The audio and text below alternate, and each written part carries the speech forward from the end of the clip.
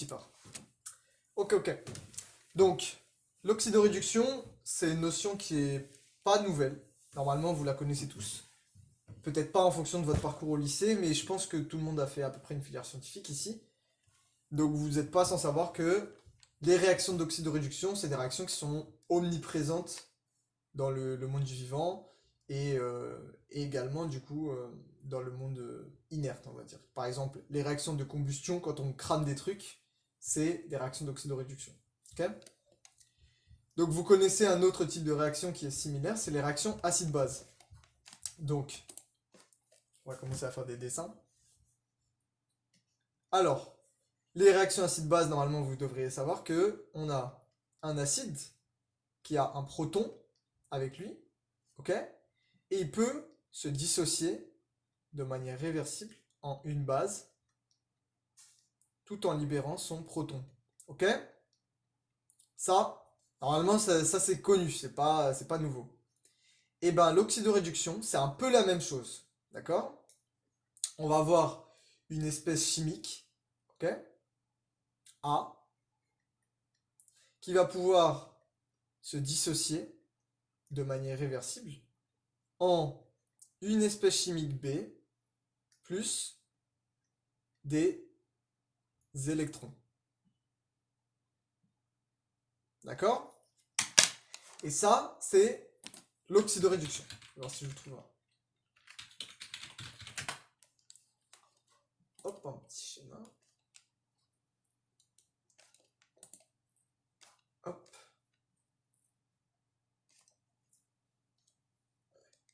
Ça va bien. Voilà. Donc voilà à quoi ça ressemble. C'est clair. Vous avez une espèce ici qu'on appelle oxydant, ok, qui peut capter des électrons pour devenir un réducteur. Inversement, le réducteur peut libérer des électrons en devenant un oxydant. D'accord? Quand on libère des électrons, on s'oxyde, et quand on capte des électrons, on se réduit. D'accord? Ça, c'est vraiment à comprendre et à connaître, à savoir. Donc, non, il ne devrait pas y avoir un souci vis-à-vis de ça. Donc ça, c'est ce qu'on appelle une demi-équation redox.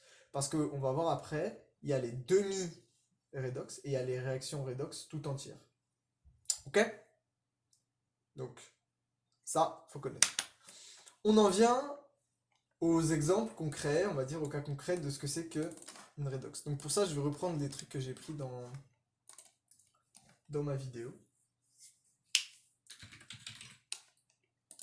J'ai fait une petite présentation, une vidéo où je fais un mini cours sur l'oxydoréduction, donc je vais reprendre les diapos.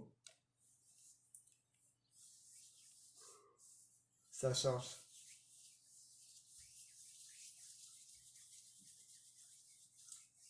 Mousse, du coup, il n'y a pas de plus important parce que. Ah non, je t'ai déjà répondu, je crois, à cette question. Mince. Ok. Mais ouais, retenez quand même que comme c'est une notion nouvelle, faut tout bien maîtriser, faut tout bien comprendre. Parce qu'on peut pas vous dire vraiment ce que la prof va décider de faire tomber aux examens. On peut estimer, mais on peut pas dire avec précision. Mais de toute façon, toutes les notions sont liées entre elles, donc voilà. Alors, donc l'oxydoréduction, hop, hop, on va changer l'écran. Allez, courage.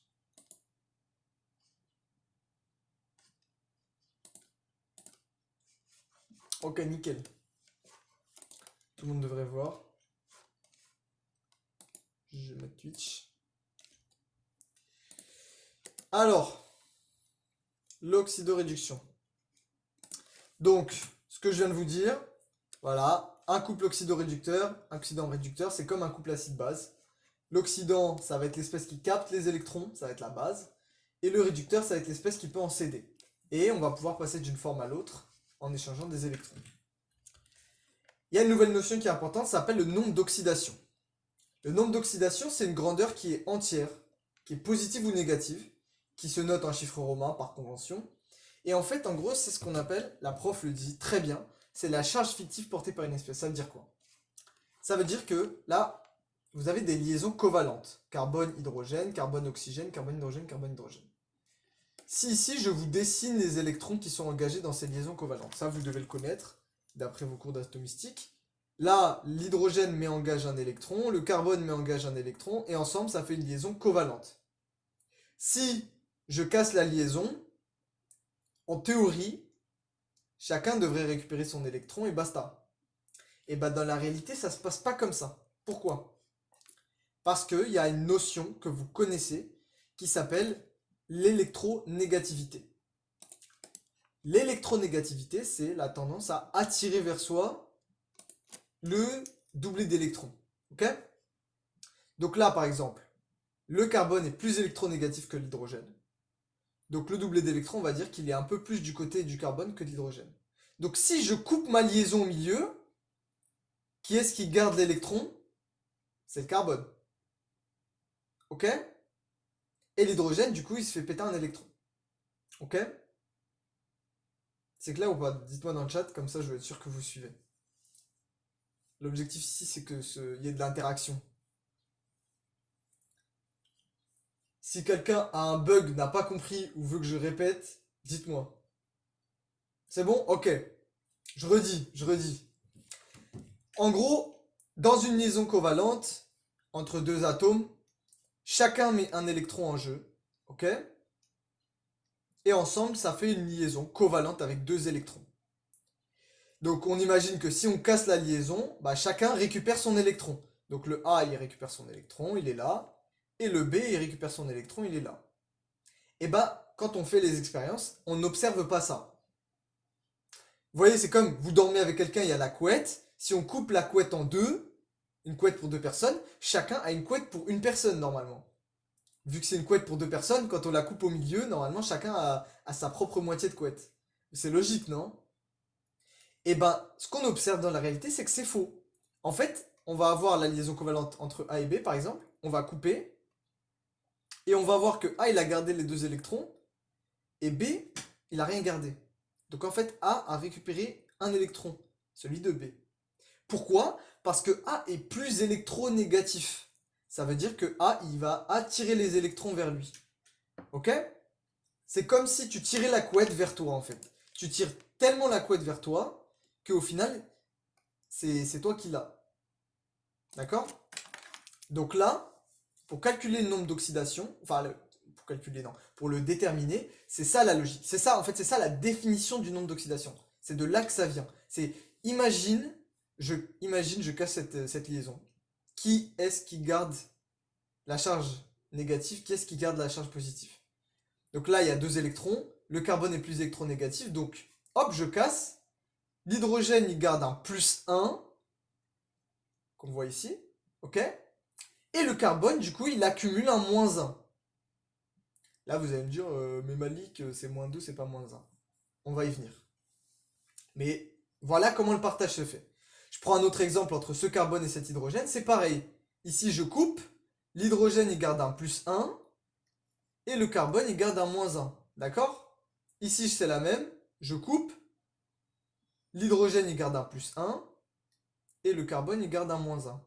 C'est clair ou pas? Parce que les électrons, ils sont à la faveur du carbone, en fait. Ils tirent les électrons vers lui. Je vais vous montrer une image. Faut vraiment que vous compreniez cette notion d'électronégativité. En fait, toutes les réactions viennent de cette histoire d'électronégativité et entre autres aussi des effets mésomères. Mais toutes les réactions viennent de ça en fait. C'est ça la base de la réactivité en chimie organique. Une belle image. Voilà, ça c'est une belle image. Par exemple. Hop, enfin c'est une belle image. Pas particulièrement belle. Mais... Alors, l'eau c'est pas moins 2 normalement. Attends. Chaque chose en son temps. Elle se fait pendant le moment dipolaire ou pas forcément? Comment ça? Le moment dipolaire, c'est autre chose. J'expliquerai si tu veux après. Ok. Là, vous voyez une image de ce que c'est que l'électronégativité. Vous voyez l'électron, en gros, l'électron ici, c'est... Ça, c'est en noir, c'est la probabilité qui s'y trouve. Ok? La probabilité, elle est beaucoup plus forte du côté du chlore que du côté de l'hydrogène. Parce qu'en fait, le chlore, il est plus électronégatif. Donc si je coupe au milieu ici, eh ben, j'aurai une charge négative là et une charge positive là, en théorie. Parce que, voilà, l'électron, il préfère le chlore. Tous les électrons préfèrent le chlore à l'hydrogène. Ouais, je vais voir.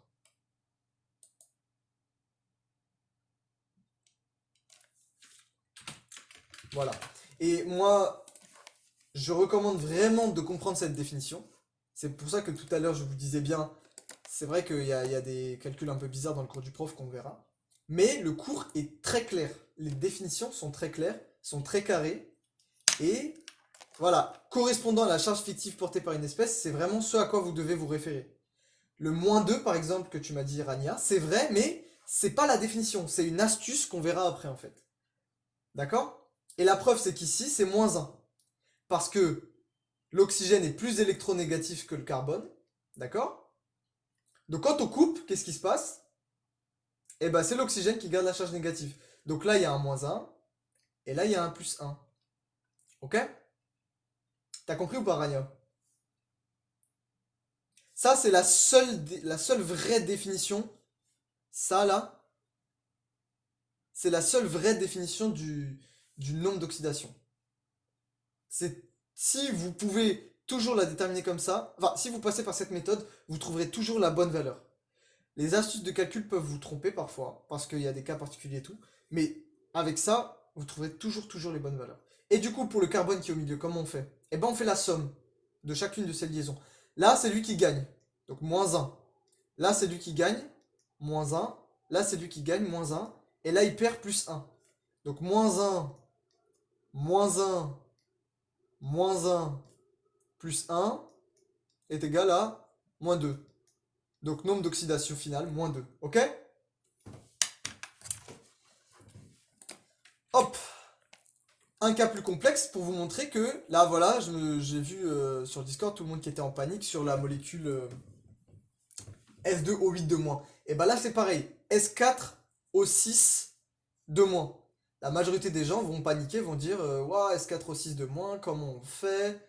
Je ne sais pas calculer le nombre d'oxydation, etc. Et bah faites le dessin, ok? Et une fois que vous avez fait le dessin, vous verrez que ça coule de source. Ici, on va regarder comment les électrons ils sont répartis. On n'oublie pas que la définition du nombre d'oxydation, c'est charge fictive qu'aurait un atome si on coupe la liaison. Ok? Donc là, SO, l'eau y met en gage 2 électrons, le soufre met en gage 2 électrons aussi.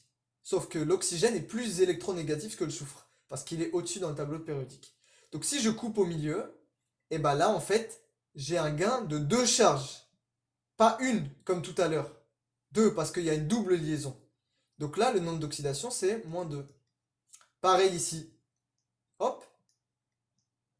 Si je coupe ici, j'ai un gain de 2 charges. Est-ce que vous comprenez, juste simple question, pourquoi il y a un gain de 2 charges négatives, -2, alors qu'ici, il y a 4 électrons? Est-ce que vous pourrez m'expliquer pourquoi? Il faut que vous soyez à l'aise avec ça, pour la chimie organique surtout. D'accord. Ok. Je réexplique quand même pour ceux qui n'auraient pas compris, c'est pas anormal. Moi perso, j'avais du mal avec ça, hein. Je rigole pas, j'avais beaucoup de mal avec ça. Là, la liaison covalente OS, c'est 2 électrons de l'oxygène et 2 électrons du soufre. Alors, c'est pas parce que c'est une double liaison. C'est pas c'est une double liaison, parce que c'est parce qu'il porte 2 électrons. Bah, c'est la même raison que tu viens d'évoquer. Comme c'est une double liaison, ils mettent en gage chacun 2 électrons. Et voilà, c'est ça, Rania. En gros, ici, l'O met 2 électrons et le S met 2 électrons. Donc si l'O récupère tout ça, il passe de 2 électrons à 4 électrons. Donc il a gagné combien de charges négatives? Plus 2. Plus 2 charges négatives. Donc c'est un gain de 2. Donc même s'il y a 4 électrons ici, on dit qu'il a gagné 2 charges négatives. Ok? Parce qu'il va récupérer ces 2 électrons et il va en récupérer 2 en plus. Tu vois, c'est comme quand tu joues au poker.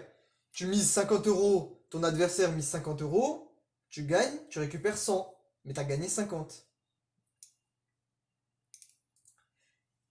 Oui, ah oui, une liaison simple, c'est un électron en jeu par atome. Et une liaison double, c'est un électron par liaison, donc du coup ça fait 2 électrons par atome. Ok? Ça, j'en parle dans mon cours sur d'atomistique sur l'hybridation. Donc vous pouvez aller voir s'il vous plaît. Si vous voulez, s'il vous plaît. Ok. Donc là, ici, on a moins 2. Ici, on a moins 2. Ici, on a moins 1. Pourquoi? Parce que c'est une liaison simple. Ah! Pourtant, la correction, elle dit moins 2. Bah là, ici, il y a une liaison. Quoi? Ah, c'est sur ma chaîne YouTube, Rania. Mais il y a le lien dans le post sur Discord où j'ai fait une capsule vidéo d'Atomistique. En gros, le tutorat va vous proposer, il va y en avoir assez régulièrement à partir de maintenant, des petites vidéos de 10, 15, 20, 5 minutes où on va reprendre des points difficiles de cours et qui seront bien expliqués par plein de tuteurs pédagogues différents, dont certains qui ont fait des très bons cours de PR que vous avez beaucoup aimé. Donc ça va être proposé régulièrement, il y aura aussi des TD. Et voilà, des petits lives comme ça quand je suis de bonne humeur. Donc du coup là, on a moins 2 ici, moins 2 là. Ici on a moins 1 qui est lié à la liaison. Hop. Pourtant, euh,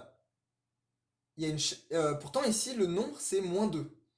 D'où est-ce qu'il pourrait venir le moins 1 qui manque pour faire moins 2? Et ben en fait il vient de la charge négative. Il a déjà une charge négative. Ok? Donc la charge qu'il aurait si je casse la liaison, c'est moins 1 plus un moins 1 qu'il a volé dans la liaison. Donc ça fait combien? Ça fait moins 2. Vous avez compris ça ou pas? Ça fait des petits pics comme ça, mais c'est ma tablette graphique qui bug un peu, je sais pas pourquoi. Faites comme s'il n'y en avait pas. Vous avez compris ici pourquoi c'est moins 2 ou pas? Ou faut que je réexplique? Ok, nickel. Je réexplique quand même. Il y a déjà une charge négative, donc on a déjà un moins 1 de base. Donc avec l'histoire de casser la liaison, électronégativité, tout ça, ça s'ajoute au moins 1, donc c'est moins 2. Ok? Et du coup, le soufre, bah, il se tape moins 2, moins 1 et 0. Pourquoi 0 ici? Parce que ça. Est-ce que vous pensez que les électrons ils sont plus attirés d'un côté que de l'autre? Eh ben en réalité, pas vraiment. Les électrons ici sont un peu symétriques. Parce que c'est soufre et soufre. C'est des jumeaux. Donc ils savent bien partager ensemble. Là, c'est pareil. Soufre et soufre. C'est bien partagé. Donc si on casse ici, chacun récupère son électron. Il n'y a pas de gain, il n'y a pas de perte. Ok? Donc, ça fait. Qu'est-ce qu'il y a, Ness? T'as pas compris pourquoi c'est 0 ici?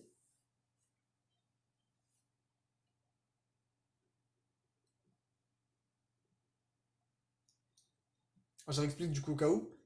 Quand il y a une différence d'électronégativité, il y en a un qui tire plus les électrons de son côté. Bah, si on coupe la liaison, il va les voler. Quand c'est la même électronégativité, si on coupe la liaison, hop, chacun récupère le sien.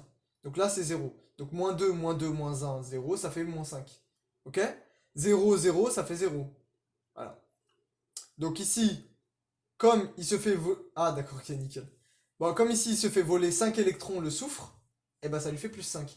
Mais il faut savoir que tout ça, c'est fictif. Ça n'arrive pas, on casse pas vraiment en fait. C'est pour voir, imagine, je casse la liaison, qu'est-ce qui se passe? Euh... Tu parles de la liaison peroxyde mousse? Je vais te montrer.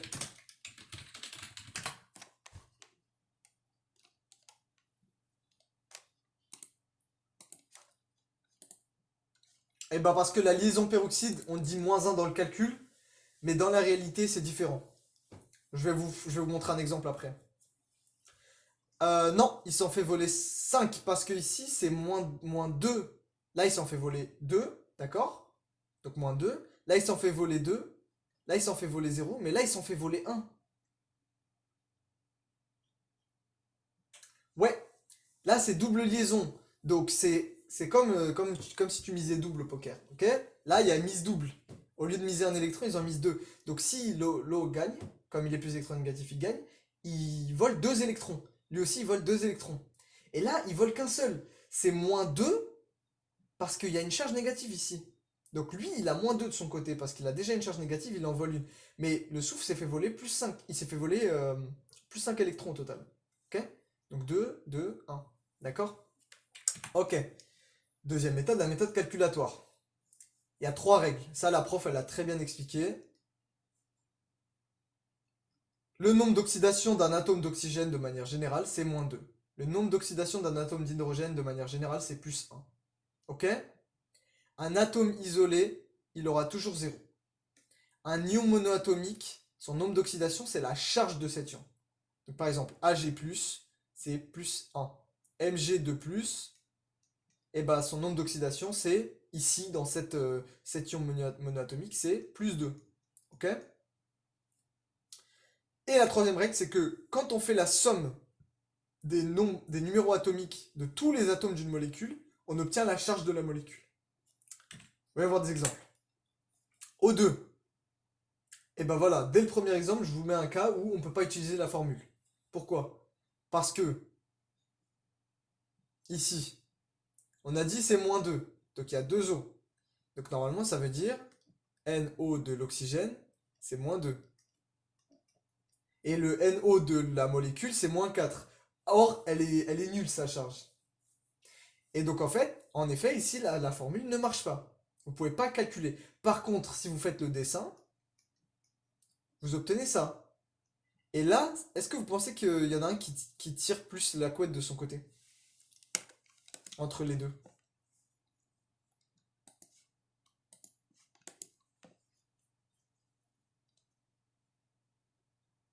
Ou est-ce que vous pensez que c'est parfaitement symétrique entre les... Voilà, c'est parfaitement symétrique. Parce qu'ils ont la même valeur d'électronégativité. Ok? Attendez, je vais changer ma musique. Hop là. Hop, hop, hop. Hop. Donc en effet, ils ont la même valeur d'électronégativité. Donc de fait, quand on coupe, et ben, la charge fictive c'est 0. Donc en effet, ici, le nombre d'oxydation, c'est 0 pour les deux. Donc nombre d'oxydation d'atomes d'oxygène dans cette molécule, c'est 0. Autre exemple, SO4 Ah, comment est-ce qu'on fait là? Bah, on va essayer d'utiliser la formule. Donc ici, le NO de O, c'est -2. Ok? D'accord? On note en chiffre romain normalement, mais là, on va le noter en chiffre classique pour le calcul. Ok? Nous, ce qu'on veut, c'est le NO du soufre. On sait que NO au total, donc de SO4 c'est égal à la charge de la molécule. Donc c'est égal à -2. Ok? Comme on calcule NO-SO4 on fait la somme de du nombre d'oxydation de chacun de ces atomes.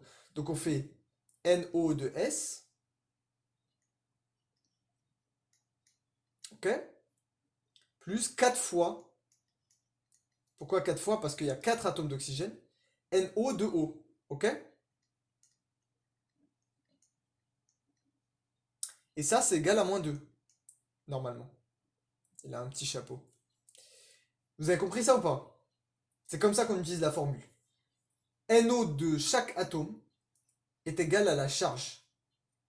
D'accord? Donc NO de S plus 4 fois NO de O est égal à la charge -2. D'accord? S'il n'y a pas de charge, c'est 0. Donc ici, nous, on veut NO de S, c'est celui-là qui nous intéresse. NO de O, d'après la règle numéro 1, c'est égal à -2. Donc ça fait NO de S. Purée. Ma tablette, elle bug, c'est horrible. Hop là.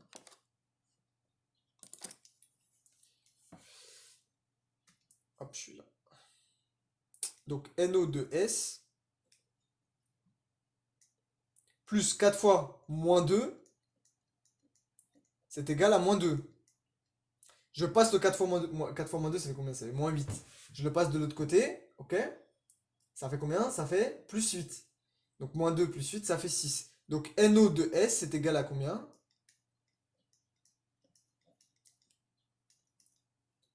+6. Voilà comment on détermine. Maintenant, imaginez que je vous dessine la molécule. Hop, je vais tout effacer. Vous avez trouvé, vous avez vu, on a trouvé +6 avec ce calcul. On est d'accord que c'est pas 3 comme la prof l'a supposé. En effet, pour le coup, oui, ce n'est pas 3. Mais on va revoir cet exercice parce qu'il est un peu particulier. Mais voilà, il faut juste savoir qu'en gros, vous avez la méthode calculatoire. De toute façon, au final, ça change rien dans le bilan des électrons dans son cours. Mais vous avez la méthode calculatoire, d'accord? Que vous pouvez utiliser. Et comme d'hab, la méthode du dessin marchera toujours aussi. Si vous faites ça, hop, ça ressemble à ça. SO4 de moins. D'accord? Là, c'est lui le plus électronégatif. Donc il gagne la bagarre. Donc lui, il a -2. Ok? Lui aussi, c'est le plus électronégatif. Donc il gagne la bagarre. Il est à -2. Lui, pareil, il gagne la bagarre, il est à -2. Et lui aussi gagne la bagarre, il est à -2. Pourquoi ils sont tous à -2? Eux, ils ont volé 2 électrons. Ces 2 électrons-là du soufre. Ok? Et lui, il a volé un électron. Par contre, il a déjà une charge négative. Ici. Donc du coup, bah, il est à -2. Combien d'électrons s'est fait voler le soufre? 1, 2, 3, 4, 5, 6. Donc le soufre, il est à combien? Il est à +6. Vous avez compris? Comment c'est que c'est S avec 4 liaisons O et pas S avec liaison OH, une liaison O? Parce que déjà, il n'y a pas de H, donc c'est pas OH. Et que le S, c'est forcément l'atome central ici. Parce que le S, il faut savoir que il aime bien faire des liaisons. Beaucoup de liaisons, on va dire, pour simplifier. C'est un atome qui est dit hyper valent. Donc idéalement, en fait, il est content quand il a 6 liaisons covalentes autour de lui. Donc ici, on va dire 1, 2, 3, 4, 5, 6. Et comme on sait qu'il y a 2 charges négatives, ça, c'est bien expliqué dans le... Ouais, c'est pas comme H104-. C'est bien expliqué dans le cours de pré-rentrée sur l'atomistique, comment faire une formule de Lewis à partir d'une formule brute. Voilà. Ça, on va dire que c'est un truc à part. Je pourrais vous l'expliquer à la fin si vous voulez, mais c'est bien expliqué dans le cours de pré-rentrée sur atomistique, n'hésite pas à aller voir. Euh, alors, s'il faisait 4 liaisons simples, chaque oxygène, du coup, il aurait un souci. Est-ce que tu es familier avec la règle de l'octet et du duet? C'est cette règle qui détermine comment se passent les liaisons, pour la plupart des atomes. Chaque atome veut être entouré de 8 électrons environ. Donc, si tu fais ça, sachant que les oxygènes, naturellement, ils ont 2 doublés non liés, on va dire. Ok?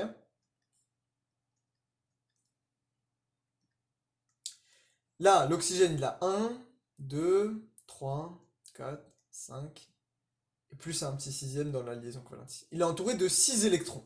Celui-là aussi, 6 électrons, 6 électrons, 6 électrons. Ils sont pas contents comme ça. Donc, il leur faudrait 2 électrons en plus. Donc, ils pourraient avoir un doublé non liant en plus, en effet. Auquel cas, ils auraient une charge négative.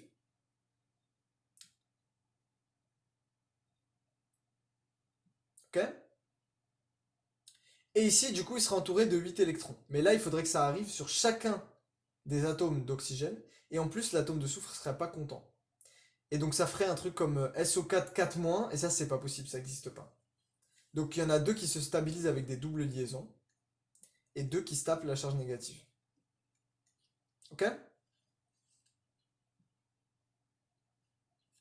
Mais ça, c'est bien vu dans le premier cours, le cours de PR sur l'atomistique. Ok? Autre exemple, MnO4-. D'accord? C'est le même principe.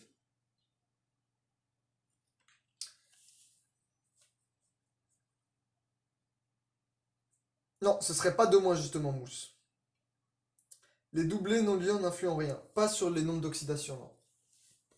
Mais ils ont une influence dans la mesure où bah, c'est des structures qui sont importantes pour la molécule, pour sa stabilité, pour ses réactions, etc. Donc là, MnO4-, même principe. NO de Mn plus 4 fois NO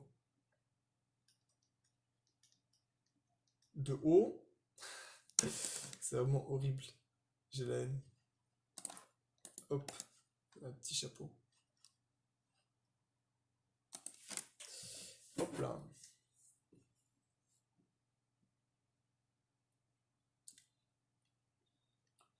c'est égal à combien? Moins 1. Parce que la charge, c'est moins. Une seule charge négative. Donc, même principe, du coup, NO de Mn, plus combien du coup ici? 4 fois NO de O, ça fait moins 8. Donc plus moins 8. Oh là là. Ignoble. Attends, je vais essayer comme ça. Oh mon dieu, c'est encore pire. Donc plus moins 8, ok? C'est égal à moins 1. Donc on passe le moins 8 de l'autre côté. Du coup, NO de Mn est égal à 7. Vous avez compris comment on fait ou pas?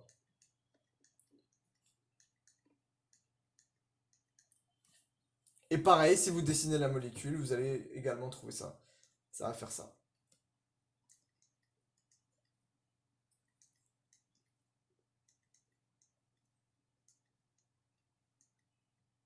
Voilà. Donc là, il se fait voler 2 électrons. Là, il s'en fait voler 2. Là, il s'en fait voler 2. Et là, il s'en fait voler un. Donc ça fait combien d'électrons au total? 2, 4, 6, 7. Et ça, c'est l'ion permanganate, si je dis pas de bêtises. Vous le retrouvez souvent dans des réactions. D'où est-ce qu'il sort le moins 8? Bah 4 fois NO de O. On a dit que dans l'astuce de calcul, NO, la règle numéro 1, elle dit que NO de O, c'est égal à moins 2. Ok?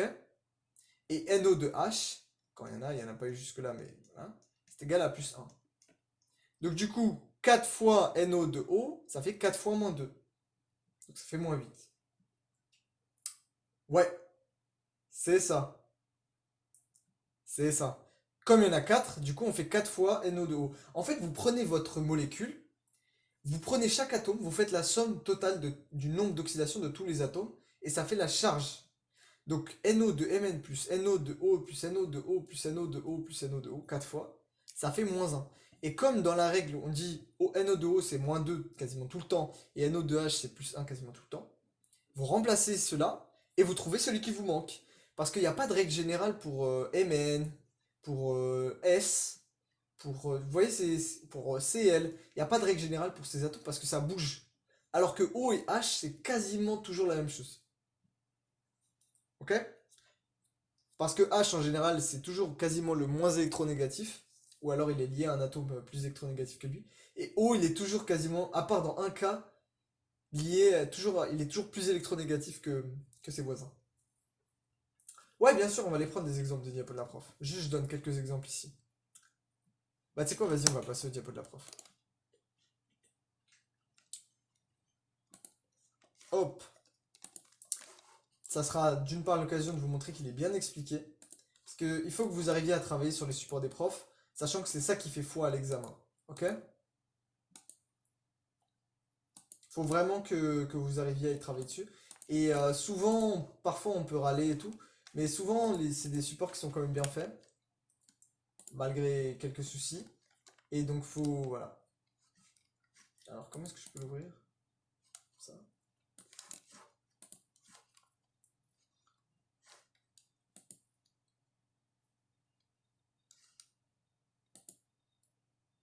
Alors ceci est la propriété intellectuelle de l'enseignante qui a fait ce cours. On va juste reprendre des exemples ensemble. D'édifices polyatomiques. Donc voici les règles qu'on a pu retrouver dans le diapo précédent. Ok? Donc ici par exemple, 0, moins 1, 1, dans le deuxième diapo. Ok, attendez. Ouais, je vois dans le deuxième cours, ok. Ok. Si le peuple exige, le peuple aura. Redox 2.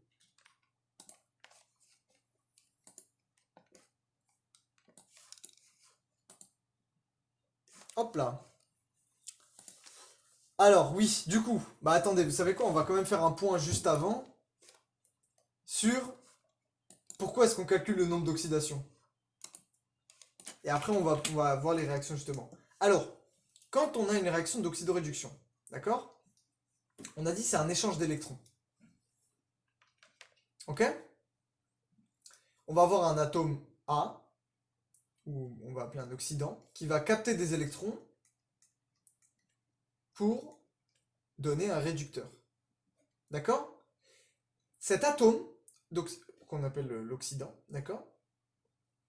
Ici, en captant des électrons et en devenant un réducteur, son nombre d'oxydation va changer. Et c'est exactement la même chose dans l'autre sens. D'accord? Ça, faut vraiment que vous le compreniez, c'est que toute réaction d'oxydoréduction s'accompagne d'une variation du nombre d'oxydation de l'atome qui réagit. Je vais voir si je peux vous trouver un petit schéma.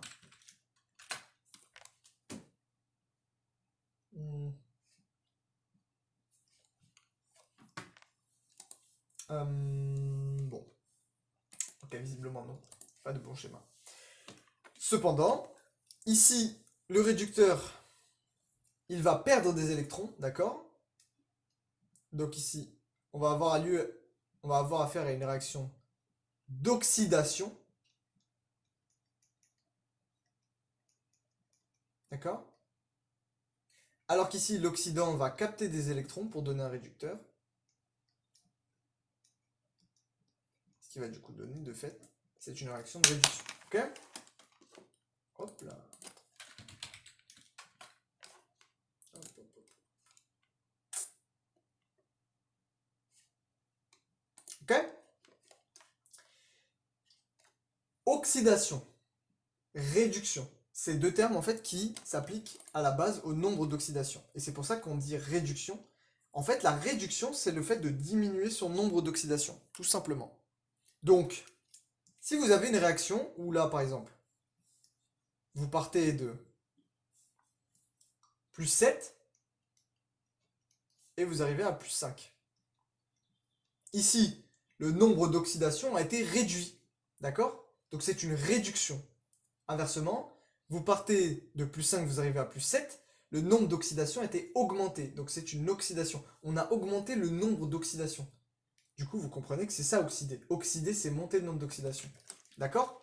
Donc si, cette fois on fait le chemin dans l'autre sens, vous avez A plus E donne B. Là, logiquement, l'oxydation, elle se fait dans ce sens. Et la réduction dans ce sens. Donc là, si vous trouvez plus 7 ou plus 8 comme nombre d'oxydation, celui-là, il sera plus faible ou plus élevé?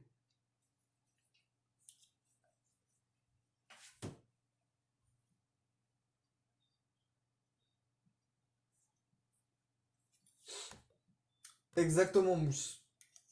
Et tous les autres qui ont répondu juste après. Il sera plus faible parce que là, ici, on a affaire à une réaction de réduction. Donc on va réduire le nombre d'oxydation. Ok?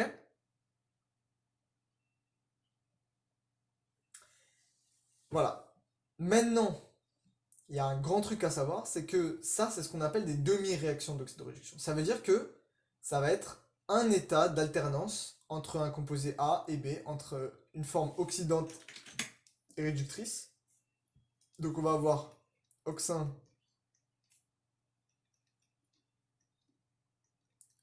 non, ça peut se faire de droite à gauche, d'où la double flèche. Ces demi-équations d'Oxred se font dans les deux sens. Là, en gros, ça veut dire, voilà, il peut alterner de l'un à l'autre. Imaginez qu'à côté, on ait un autre composé différent qui lui aussi fait des réactions d'oxydoréduction. Ok? Ça veut dire quoi? Ça veut dire que OX2, qu'est-ce qu'il peut faire? Il peut attraper un électron pour devenir RED2. Ok? Et OX1 peut attraper un électron pour devenir RED1. Et RED1 peut donner un électron pour devenir OX1. Vous comprenez là ce qui pourrait se passer ou pas? Imaginez que dans un milieu, je mets RED1 et ensemble OX2. RED1, qu'est-ce qu'il a envie de faire d'après cette demi-équation? Ok, je réexplique. Ça, c'est une demi-équation OX-RED, ok? Un oxydant, 1, qui peut capter un électron pour devenir RED1, ok? Jusque-là, ça va. Ou alors, dans l'autre sens, il peut libérer un électron et devenir oxydant. Ça peut se transformer comme ça ou comme ça. Ok? Dans les deux sens. On prend un autre composé qui fait la même chose, tout simplement. C'est un autre composé, c'est un autre couple oxydoréducteur. Il fait la même chose, des réactions d'oxydoréduction. D'accord? Si on les met ensemble, il va se passer un truc particulier. C'est que RAID 1 va par exemple libérer un électron, ici, et donner OX 1. D'accord? Et cet électron, il va aller chez OX 2, parce qu'on a dit OX 2, il peut absorber un électron. Et du coup, hop, ils vont former ensemble RAID 2. Vous avez compris ou pas? RAID 1, OX 1 va donner, du coup, RAID 2.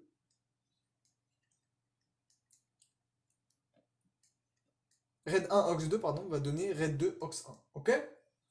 Et là, en fait, ils se sont fait la passe. Lui, il donne un électron à celui-là. Ok? Pour donner ça. J'ai inversé les positions, mais voilà. RAID 1, il va devenir OX 1. Lui, il a perdu un électron. Il est triste, il a perdu un électron. Et lui, il est content, il a gagné un électron dans l'histoire. Ok? C'est ça une réaction d'oxydoréduction. Et là, par contre, ça va que dans un sens. Pourquoi? Imaginez, il y a un petit gars tout gentil, studieux, il sort de l'école, sa maman elle lui a mis un pain au chocolat dans son sac. Ok? Il a un pain au chocolat. Et il y a une brute qui lui n'a pas de pain au chocolat, mais il veut un pain au chocolat. D'accord? La brute elle lui dit donne ton pain au chocolat. Qu'est-ce qu'il va faire le petit? Il va lui donner. Donc le petit il a perdu son pain au chocolat et la brute elle a gagné un pain au chocolat. D'accord? Ça peut pas se passer dans l'autre sens. Ça va pas être le petit qui va aller raquette la brute. Vous comprenez ou pas? Ça veut dire que si RAID 1 il a entre guillemets la force, pardon, si OX 2 il a la force de voler un électron à RAID 1, ici il lui vole son électron, alors il va se transformer en RAID 2 et RAID 1 c'est une victime, il va se transformer en OX 1. Vous avez compris ça ou pas? C'est super important parce que c'est en fait les piles Nernst, c'est ça. Le gamma, la règle du gamma, c'est en fait ce que je viens de vous expliquer avec l'analogie de la brute là, c'est la règle du gamma. Donc il faut vraiment que vous ayez compris. Je vais inverser la position des deux.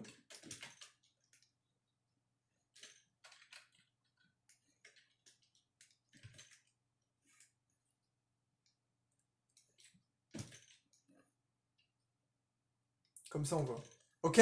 Vous voyez, RAID 1 est devenu OX 1, c'est une victime, il a perdu. OX 2 c'est devenu RAID 2. Pourquoi OX 2 c'est devenu RAID 2? Parce qu'il a volé un électron. Ok? Et d'où la règle, le meilleur oxydant vole l'électron du meilleur réducteur. Ça veut dire le plus gros voleur vole l'électron de la plus grosse victime pour donner OX 1, l'oxydant du couple, et RAID 2, le réducteur de l'autre couple. Ok? C'est comme ça que se passent toutes les réactions d'oxydoréduction. Et c'est à sens unique. Et ça, on le fait à partir de deux demi-équations. Donc il y a trois étapes. Trois étapes très importantes pour une réaction d'oxydoréduction. 1. Trouver les demi-équations. Les demi-équations. Avec, comment on trouve les demi-équations? Avec les nombres d'oxydation. Le nombre d'oxydation, il dit combien d'électrons sont échangés dans une demi-équation. D'accord? 2. Associer les couples dans le bon sens. Parce que c'est pas parce qu'on a deux demi-équations qu'on sait dire dans quel sens. Si je vous dis comme ça sans vous donner plus de précision.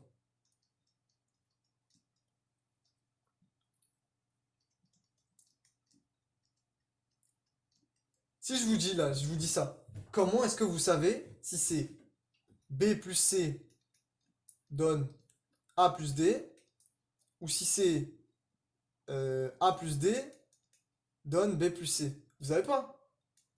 Comment vous savez que c'est A qui va voler à D ou que c'est C qui va voler à B? Vous savez pas. Parce que vous savez pas c'est lequel le roi des voleurs entre C et A. Vous savez pas c'est lequel le meilleur oxydant. Par contre, si je vous dis euh, il kiffe trop les électrons, vraiment, genre, il adore ça, les électrons. C'est le meilleur oxydant. Et ben, que je vous dis derrière, du coup, que B, c'est le meilleur réducteur. Lui, il adore donner ses électrons. D'accord? Et ben, on sait que C et B vont faire copain-copain, et du coup, vont donner A et D. D'accord?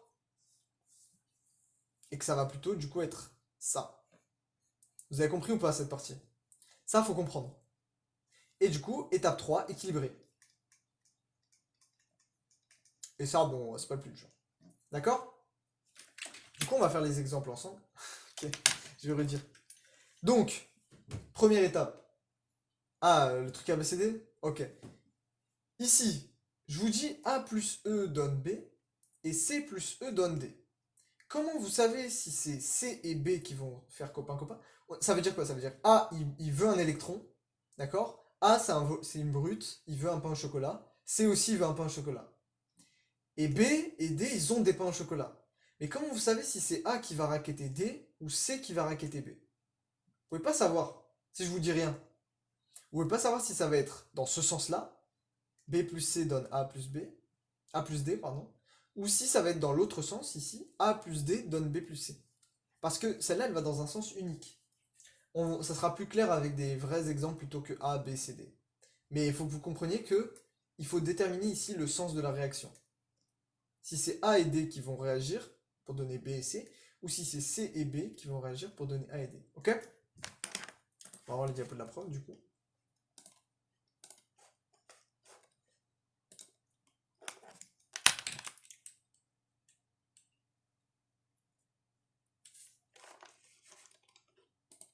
Ok?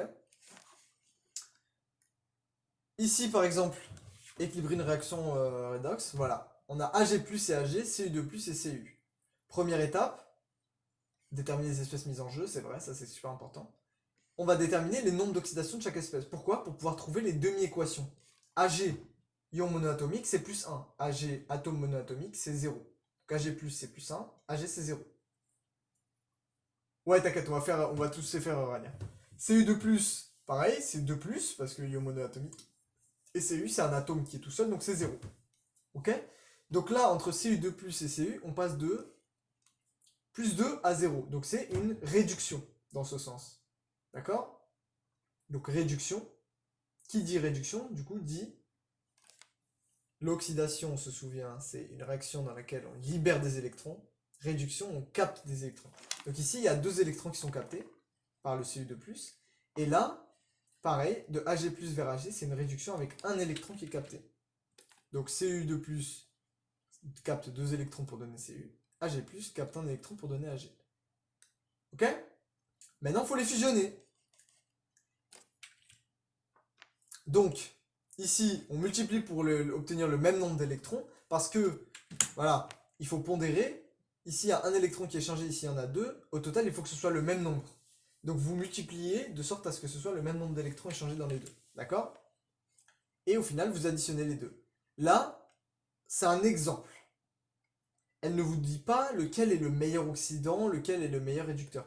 Donc, elle met deux flèches, mais vous voyez, il y en a une qui est plus grande que l'autre. Et c'est pas pour rien. C'est parce qu'en fait, la réaction, elle est majoritaire dans ce sens-là. Mais ça, vous pouvez pas le savoir ici. Donc, on verra après. Deuxième cas, la dismutation. On va revenir sur Paint. Alors,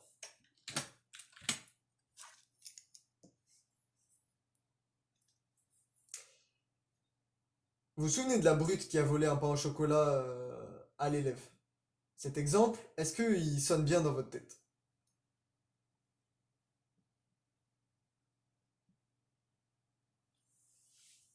Parce qu'il faut que je sache ça pour savoir si je... Ok, donc ça sonne bien dans vos têtes. La brute vole un électron à la victime. Voilà. Et ben imaginez que la brute soit schizophrène. Et qu'elle se vole... Elle a un pain au chocolat, mais c'est une brute. Et elle est en pleine crise de, je sais pas, de schizophrénie. Et elle se le vole à elle-même. Genre elle voit son propre sac, et elle l'ouvre, elle prend un pain au chocolat et elle se taille en courant. Et elle l'a volé. Ok? Ça, c'est ce qu'on appelle une dismutation. En gros, vous allez avoir un atome. D'accord? Un atome A. Généralement, c'est pas un atome, c'est un édifice polyatomique, avec au moins deux atomes, d'accord? Généralement. Et ben le A, en fait, il va y avoir, on est d'accord, dans un milieu réactif, il n'y a pas qu'un seul A, il y a plein de A, il y a des milliards et des milliards de A ensemble.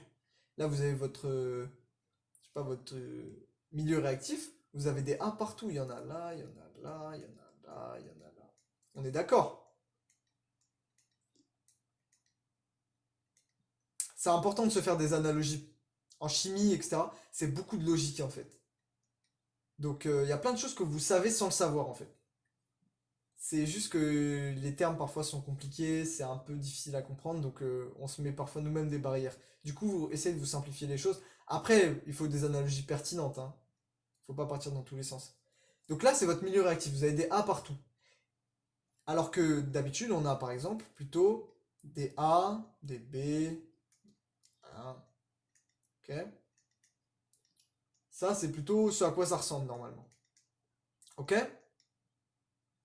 Et là, du coup, on va dire, bon bah A oxydant, B réducteur, hop, ils réagissent ensemble, hop, ils réagissent ensemble. Vous comprenez ou pas ça?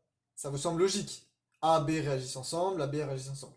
Et bien imaginez que A, ce soit une espèce chimique qui est un peu schizophrène. En fait, elle est capable à la fois d'être oxydant ou réducteur en fonction des circonstances. Donc là, par exemple, A et A vont réagir ensemble. A ici va décider d'être oxydant, et ici l'autre A va décider d'être réducteur. Et hop, ici ça va être l'inverse. Lui il va être réducteur, et lui il va être oxydant. Vous comprenez ou pas? Ça va être la même qui va être oxydant, et la même qui va être réductrice. Ok?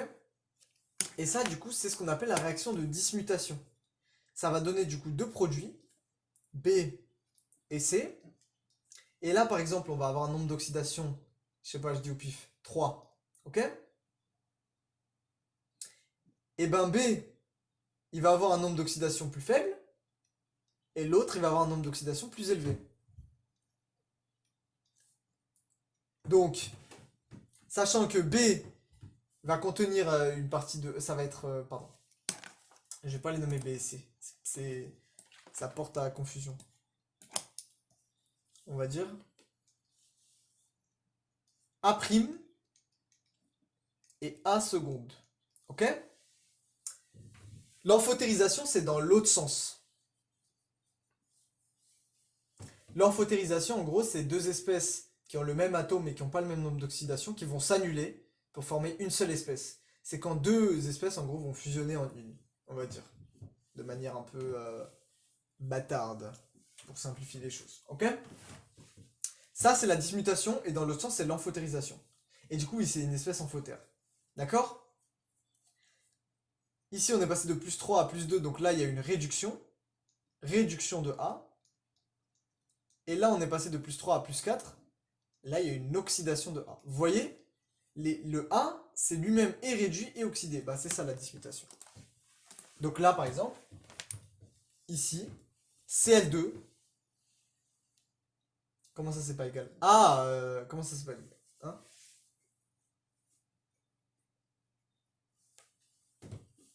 C'est pas égal dans le sens... Dans quel sens? Il faut juste que tous les produits contiennent l'atome de départ.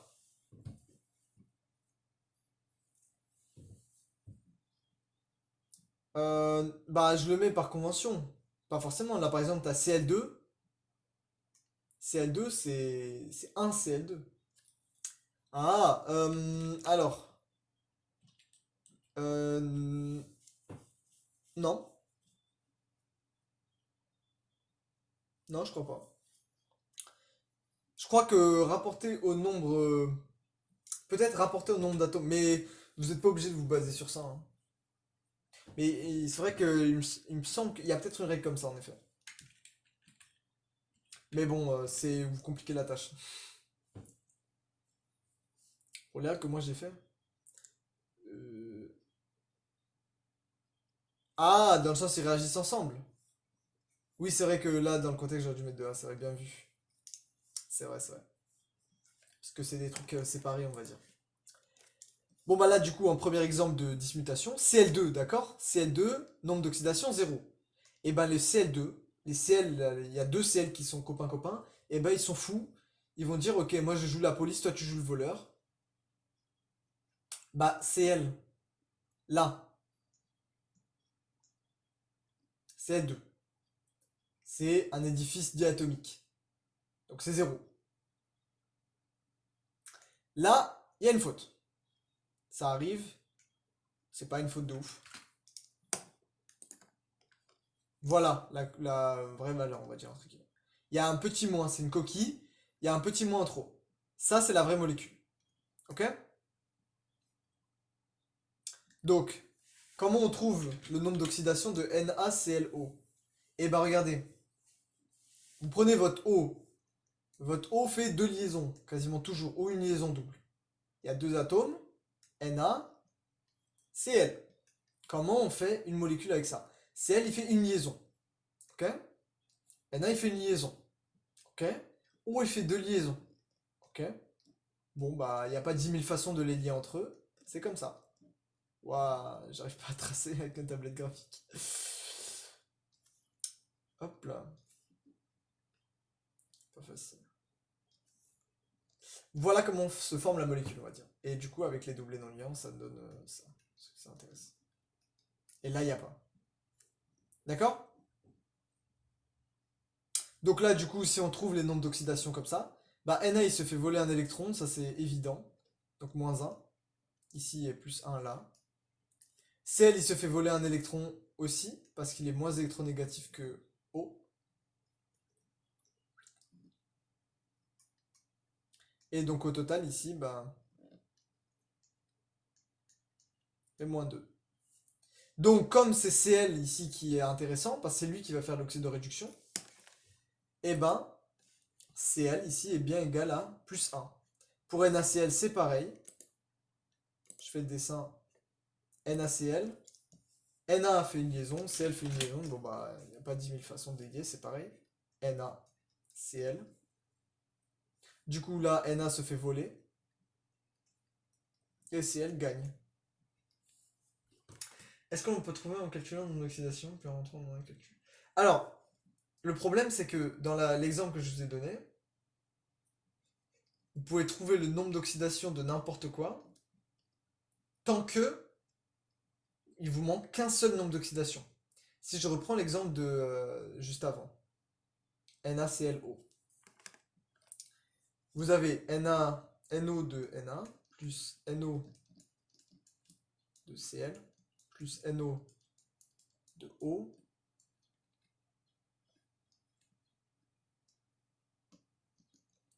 Ok? Et c'est égal à 0. Si vous dites que NO de O c'est moins 2, ok? Vous mettez moins 2.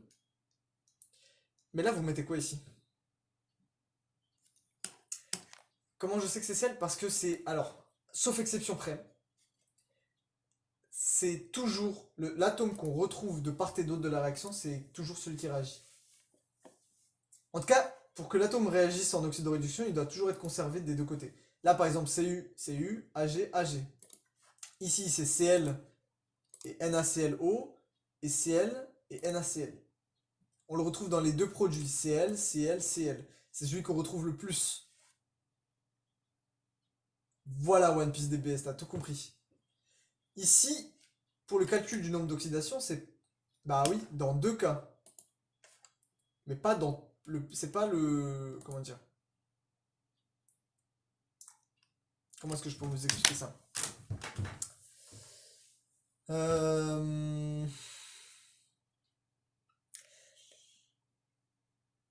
Calculer le nombre d'oxydation d'Na, par exemple.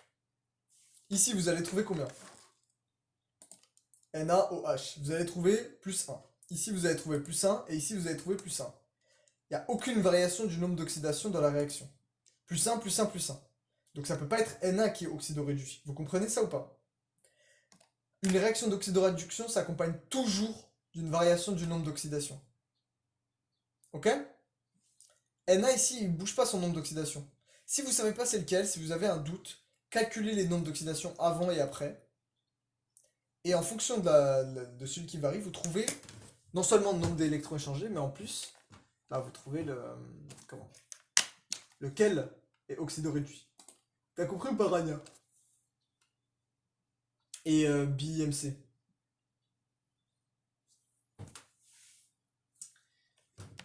Si vous avez compris, c'est bon, nickel. Pour le calcul du coup du nombre d'oxydation de NaClO, en effet, il faut dessiner, c'est obligatoire. Parce que là, vous connaissez pas celui-là, et vous connaissez pas non plus celui-là. C'est pas H, c'est pas O. Vous connaissez que H, qui est égal à 1, et O qui est égal à moins 2. Ok? Bah, y a pas de souci, c'est le but. J'ai vu que là, il y avait beaucoup de galères sur ce cours, en plus c'est nouveau dans votre fac.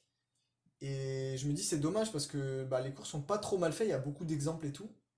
Donc si je vous aide, au moins après vous allez pouvoir attaquer les cours bien, on va dire. Ok? Donc, ici, comme il vous en manque deux, bah deux inconnus, vous pouvez pas résoudre. Donc vous êtes obligé de dessiner. C'est comme ça. Faut savoir dessiner, c'est important. Alors, ici, ok, réaction d'enphotérisation, même principe, hein. Est-ce que je peux choper un...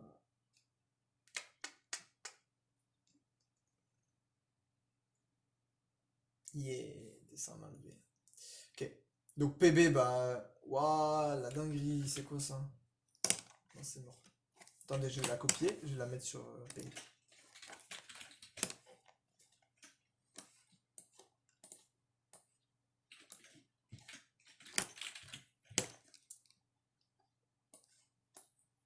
Ok. Donc voilà la réaction d'enphotérisation. Donc PB, bah, c'est 0, il n'y a pas de souci. PbO2, là, vous avez que deux atomes différents. Et donc un que vous connaissez, un que vous connaissez pas. Donc là, vous pouvez faire le calcul. Pb, NOPB plus 2 fois NOO, c'est égal à 0. Donc NOPB, oula, PB, c'est égal à moins 2 NO2O, parce qu'on passe de l'autre côté le plus 2, moins 2. NO2O c'est moins 2, donc ça fait moins 2 fois moins 2, ça fait plus 4. Ok? Donc là, il n'y a pas de souci. H2SO4-. Ok, on va laisser de côté, on va voir après. Et 2PbSO4. Déjà, ici, vous trouvez PB, PB et dans le résultat PB. Donc là, normalement, vous n'avez même pas besoin de vérifier celui-là. Vous êtes à peu près sûr que c'est PB qui va bouger ici. Ok? Et du coup, dans le produit final, PbSO4, comment est-ce qu'on fait? Et ben là, il faut dessiner. Donc PbSO4.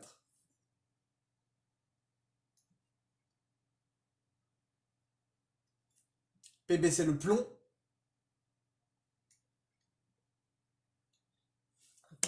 Pourquoi elle a disparu la molécule? Je suis con. Hop là, juste effacer sa photo.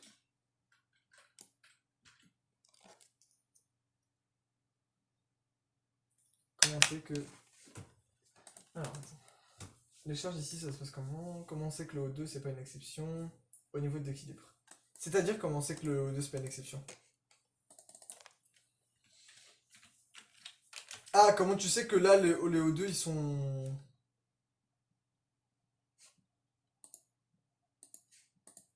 Parce que les liaisons peroxydes, c'est des liaisons qui sont instables. Les peroxydes, ça explose dans la vraie vie. Genre, on peut en faire des composés. C'est des composés qui sont chimiquement instables, qui explosent vraiment. Ça fait du feu, ça crame, ça explose et tout. Donc, vous en trouverez rarement dans la nature en fait. Faut les forcer. Ils aiment pas du tout faire ça, les oxygènes. Donc, à moins que vous ayez beaucoup d'oxygène, généralement plus de 4, vous aurez jamais de liaison peroxyde. Dans les molécules comme ça, hein, pas dans les longues molécules. Alors attends, elle est fausse, non, je crois pas. Elle est très bien, celle-là. Du coup, PB, non, celle-là elle est bonne, je pense. PbSO4, donc vous avez ici PB,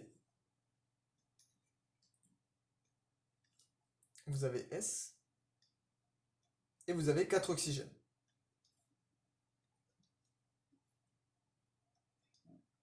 Hop là. Alors, je vérifie juste, parce que je ne vais pas à dessiner pour être sûr de ne pas vous induire en erreur. Ok, nickel. Donc ici, là, peut-être que c'est vrai que c'est un peu difficile à votre niveau. Mais SO4, déjà, vous savez. C'est toujours comme ça bouge pas. D'un côté, on a une charge moins, et de l'autre, on n'a pas de charge moins. Ouais, c'est vrai qu'il y a peut-être un problème dans l'équilibrage. Attendez, déjà. 8, 10, 4. Ouais, il y a un souci. Là, il y a 6 oxygènes. Là, il y a 10 oxygènes déjà, c'est...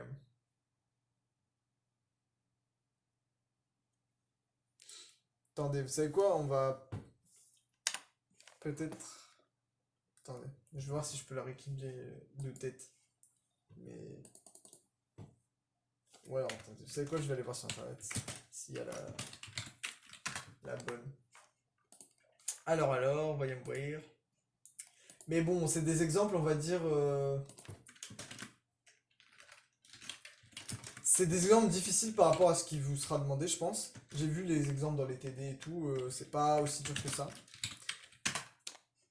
Déjà, H2SO4, la faute, je pense, n'est pas dans... Je pense qu'elle est... Il n'y a pas de charge négative ici. Parce que H2SO4, c'est pas... Il n'y a pas de charge négative, tout simplement. Si vous dessinez la molécule, vous n'avez pas trouvé de charge négative.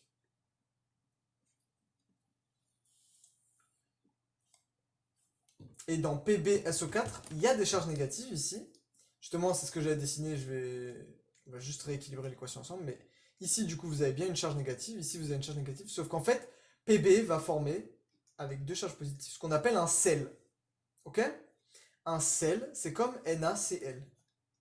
C'est Na+, plus Cl-, qui vont venir se compenser leur charge. Ça va faire une liaison ionique, d'accord? Et donc ce sel ensemble, du coup, bah, une charge neutre. Ça se compense. C'est vrai que ça, par contre, je pense pas que vous soyez censé le savoir.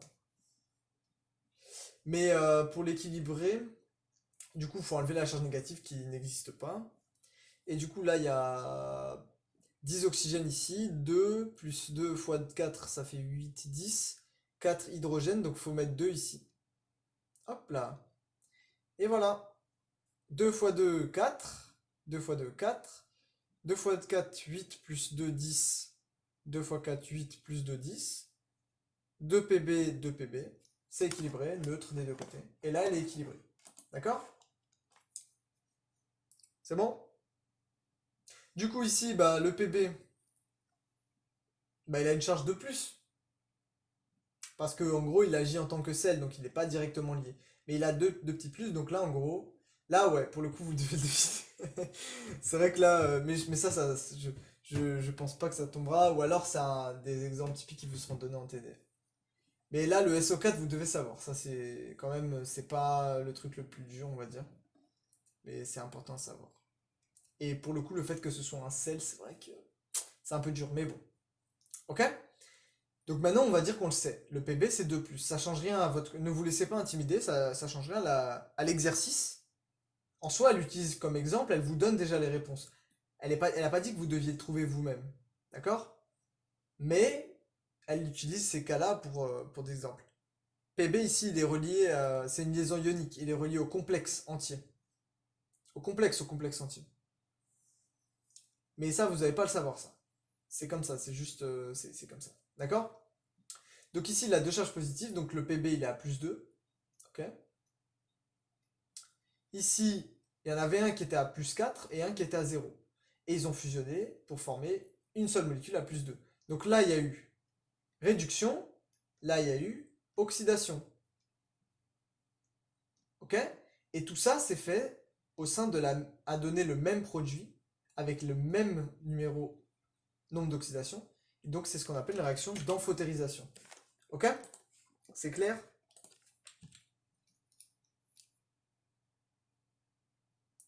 Ça, c'est un bon exercice. Comment on reconnaît les réactions d'Oxford? Est-ce qu'il y a variation comment dire, nombre d'oxydation d'un atome en particulier entre la gauche et la droite? Par exemple, ici, on identifie les atomes suspects. H2O, bon, ok, soit. 13,5 de O2, ok? Et ici, il y a C4H10 et 4CO2. Comment est-ce qu'on fait? Eh ben, est-ce qu'il y a la correction? Merde. Il n'y a pas la correction. Enfin, il y a la correction, mais pas détaillée. Donc ici, C4H10, par le calcul, eh ben on le fait. Donc H, c'est plus 1. Donc NO de C fois 4, plus 10 fois NO de H. Ok, ok. C'est censé être égal à 0. Donc, NO de C plus 10 fois tac, donc ça fait plus 10 ici. Donc 4 fois NO de C, c'est égal à moins 10. Vous comprenez ça ou pas? Plus 10, 10 fois 1, on passe de l'autre côté, moins 10. Ok? Donc, NO de C est égal à...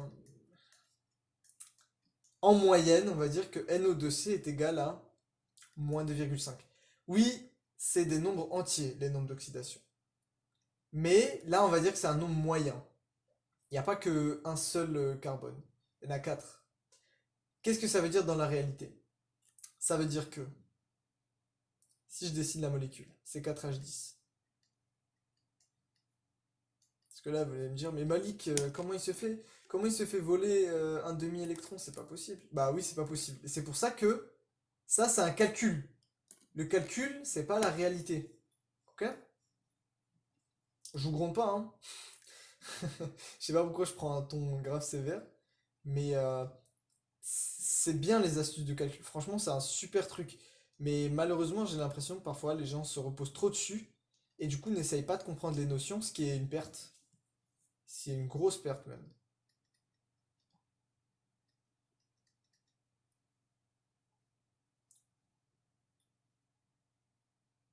3, 6, 8. C'est 4H10 avec... attendez.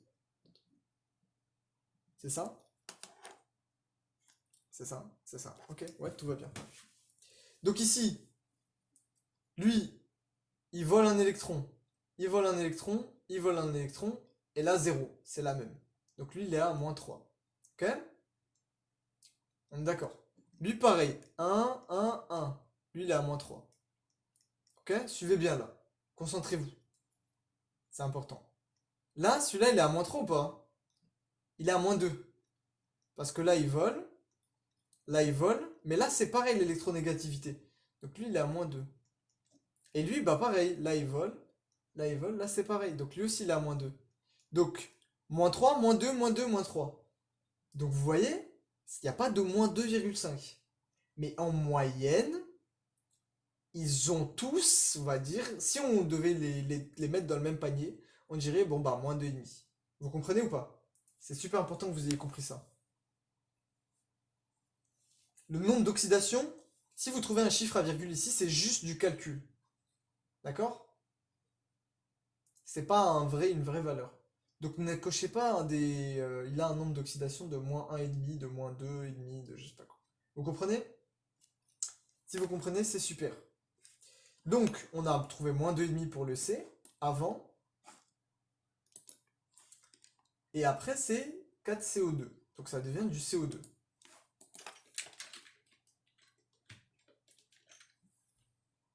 Les vols, ce seront les entiers qui entourent. Ouais, c'est ça. Les vraies valeurs ici, c'est celui-là est moins 3, celui-là est moins 2, celui-là est moins 2, celui-là est moins 3. Ils sont pas tous moins 2,5. C'est juste pour le calcul, on trouve une valeur moyenne. Le calcul vous donne toujours la moyenne. Donc maintenant, ensuite, CO2. Bon, bah CO2, on va pas prendre 10 ans. Là, il se fait voler 2 électrons, là, il s'en fait voler 2. Donc là, il est à combien?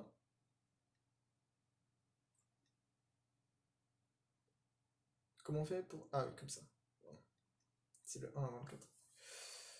Si ça avait été CH4, ce serait moins 4. Voilà, si ça avait été CH4, ce serait moins 4.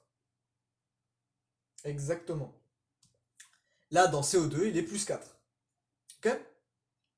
Donc, on est passé, on va dire, de moins 2,5, parce que c'est en moyenne, à plus 4. C'est une réaction d'oxydation. On a augmenté. Avec précisément combien d'électrons échangés? 6,5 par atome de carbone. Attends, je t'explique après, Ryan. Ah, pour celui de tout à l'heure, ben, Pb de plus, il forme un sel avec SO4 de moins. Donc lui, sa charge, c'est 2 plus, on va dire.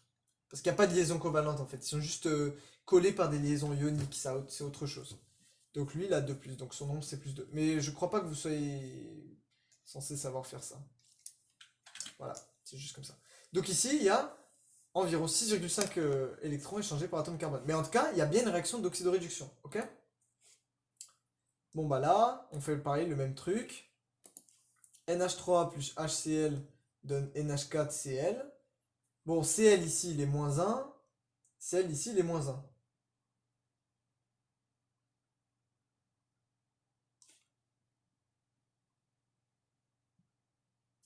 Correction, c'est 2, 3, pardon.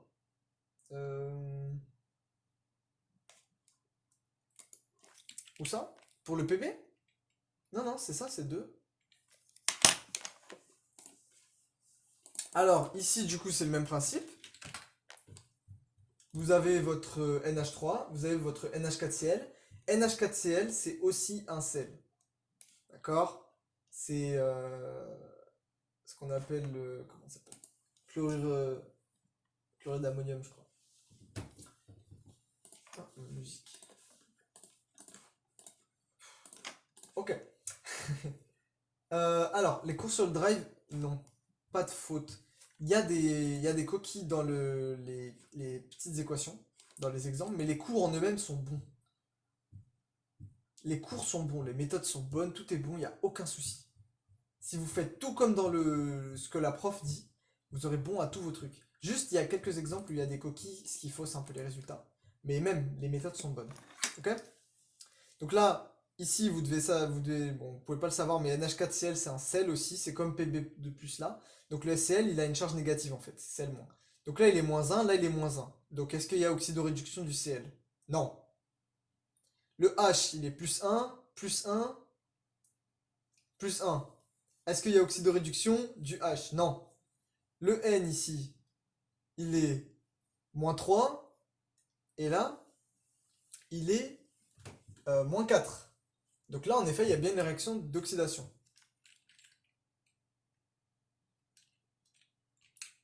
Attendez, j'ai peut-être dit une bêtise. La honte. C'est des réactions acide-base, mais pourquoi est-ce qu'on trouve une variation de nombre d'oxydation? J'ai peut-être fait une erreur.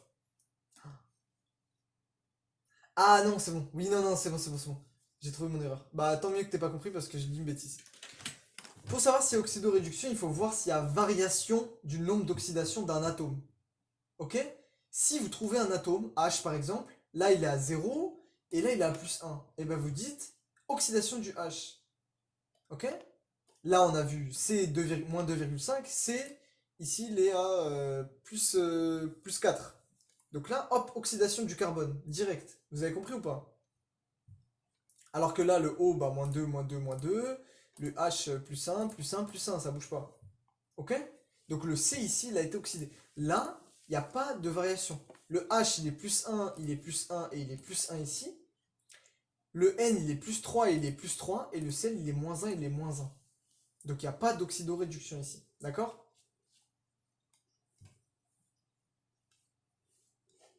Comme on a trouvé, bah, par le dessin, hop, N, NH4 plus, ça ressemble à ça.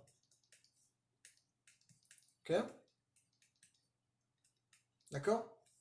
Et celui-là, il forme un sel avec Cl-. Ok? Donc NH4 ici, bah, il se fait voler un électron. Enfin, pardon, il vole, donc moins 4. Et comme il a une charge positive, moins 3. Moins 4 plus 1. Et Cl, moins 1. Ok? Donc voilà, après il y a les autres exemples, c'est le même principe. Vous prenez Cu, vous regardez est-ce qu'il y a variation du nombre d'oxydation. Ici c'est pareil, Cu2+, et là CuO. Parce que ici, il vole celui-là, il vole celui-là, il vole celui-là, il vole celui-là. Ça devrait faire moins 4. Mais il a une charge. ici il a une charge positive. Donc ça fait moins 4 plus 1. Si ça va vers le... Si ça augmente, c'est une oxydation. Si ça diminue, c'est une réduction. Tout simplement. Donc vous trouvez une augmentation ou une diminution, ça dit juste quel type de réaction. Ça n'a pas de sens préféré de manière générale. Ok? Voilà. Fe2O3, 3CO, c'est le même principe, vous faites le calcul. Là, c'est 0 par exemple. Ok?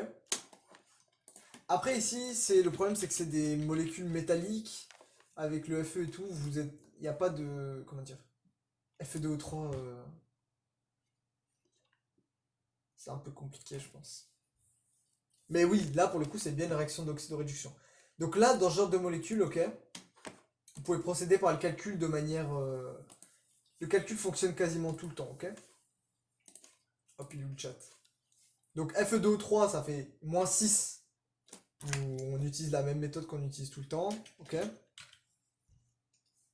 Vous avez 2 fois NO de Fe plus 3 fois NO de O qui est égal à 0. Donc 2 NO de Fe moins 6 c'est égal à 0. On passe le moins 6 de l'autre côté. Donc NO de Fe est égal à combien? Bah moins 6 de l'autre côté, ça fait plus 3. Parce qu'on divise par 2. Ok? Vous avez compris ça ou pas? Donc là, vous avez trouvé plus 3. Donc là, il est plus 3. Et là, il est 0. Donc oui, là, il y a bien oxydoréduction. Mais là, pareil, ici, vous pouvez pas vraiment... Là, il faut faire le dessin. Mais vous pouvez pas savoir. Moi, je pense que à votre niveau, c'est peut-être compliqué de savoir qu'est-ce que c'est FeCl2. Mais bon, voilà. FeCl2, c'est pas non plus le... Cl fait une liaison covalente, donc c'est le même principe. Ça fait Fe, Cl, Cl. Donc là, du coup, lui, il gagne. Lui, il gagne. Donc lui, il a plus 2. Vous comprenez ou pas? Tout ça. En gros, vous voyez la méthode qu'on a fait 10 000 fois de trouver, soit faire le dessin, soit faire le calcul. Ça, vous devez maîtriser à fond. Il faut que vous vous entraîniez au maximum. Il y a plein d'exemples sur Internet. D'accord? Vous allez sur Internet, dans les exercices de la partie 6e cours de la prof, vous entraînez, vous trouvez les nombres d'oxydation, et vous voyez si c'est une oxydation, une réduction, et donc voilà. Ok? Ou une amphotérisation, dismutation, qui sont aussi des réactions d'oxydoréduction, mais un peu spéciales. Donc là, du coup, on a dit ça c'est oxydoréduction, ça aussi, ça aussi. Là, il n'y a pas de variation. Ici, c'est 2 plus, 2 plus. O, c'est moins 2, moins 2. H, c'est plus 1, plus 1. Et le S, ici, il bouge pas. Parce que...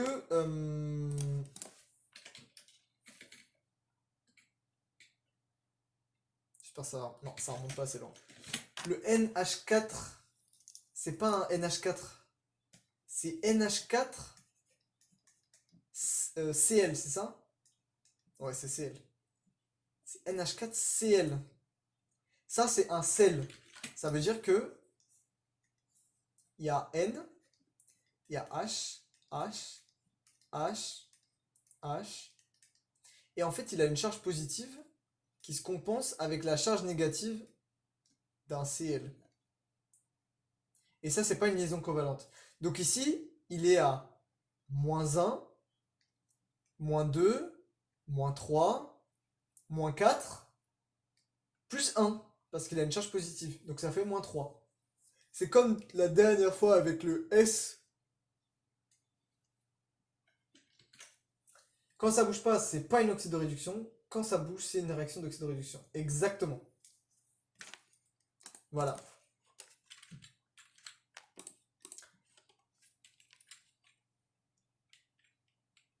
Ouais, on va dire ça en quelque sorte. C'est des liaisons électrostatiques. Alors, on en vient ici. Bon bah Cl ici, c'est combien le nombre le NO? C'est moins 1, parce qu'il y a une charge négative. MnO4-, on l'a fait tout à l'heure, c'est l'exemple du permanganate. Donc c'est moins 8, ici c'est plus 7. Vous faites le calcul, NO de Mn plus 4 fois NO de O, c'est égal à moins 1. Tac tac, faites le calcul chez vous, vous allez trouver plus 7. Là c'est 0, et là c'est plus 2. Donc plus 7 plus 2, et moins 1, 0. Hop. Donc de moins 1 à 0, de plus 7 à plus 2. Là, il y a une oxydation et là, il y a une réduction. Oxydation par libération d'un électron. Et ici, réduction par absorption de 5 électrons.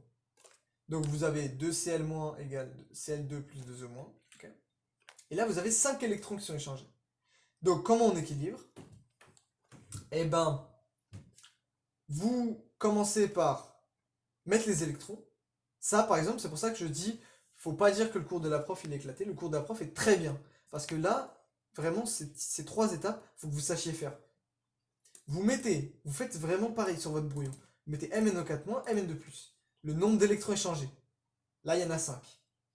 Vous mettez autant de H+ que nécessaire pour que les charges soient pareilles des deux côtés.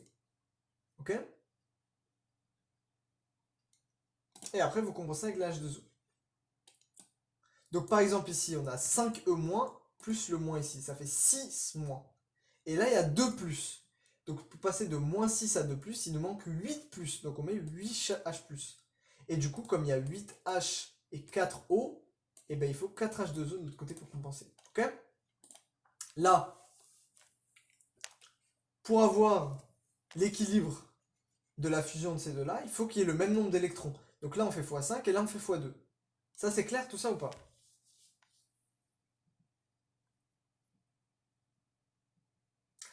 Alors, celui qui a le nombre... Alors, on peut rajouter que du H+, ou on peut rajouter du O en même temps. Alors, vous commencez, en général, vous commencez par l'un ou par l'autre. Soit vous équilibrez les oxygènes avec les H2O, soit vous équilibrez les charges avec les H+.